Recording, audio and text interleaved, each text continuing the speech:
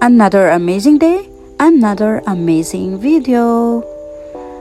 Ang isi-share ko sa inyo today ay ang round trip travel with a purpose. Real quick travel lang talaga to. So, dito ako sa Genesis bus sa terminal dito sa Baler. At look, first time kong sumakay ulit dito sa kanilang bagong-bagong bus. Aesthetic, ang linis. At syempre, komportable. Yan, while traveling on the way to Manila, in-enjoy ko na lang ang view. Hindi nakakasawang view.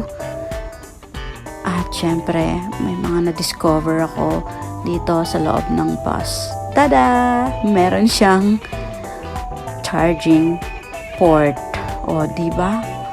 Angas! Ang lakas naman noon. Ganda nung naisip nyo, Genesis. Napaka-helpful yan sa mga traveler. Yan, kung abutan ka man ng lobat ka, sa haba ng biyahe, meron kang makakapitan na charging port. So, ayan.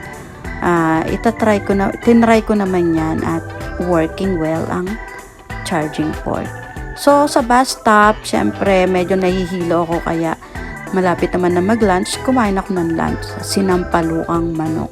Pero iniisip ko, asan kaya yung sampalok? Well, almost maubos ko yan. Sili na lang natira pero in the end, wala talaga yung sampalok. Pero masarap, promise. So, ayan yung bus.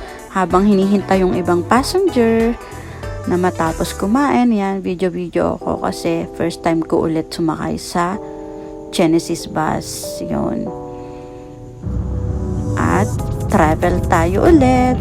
Going to Manila.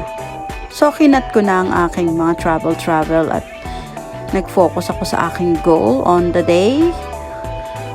So, na-amaze ako dito sa Gateway Mall. Ang ganda. Ang ganda nung kanilang LED ceiling. Ang ganda. Kung iisipin mo para kang may aquarium sa taas, but it's not. So, na-amaze lang ako kaya ako sa video. Ang ganda, para talagang mayroong aquarium.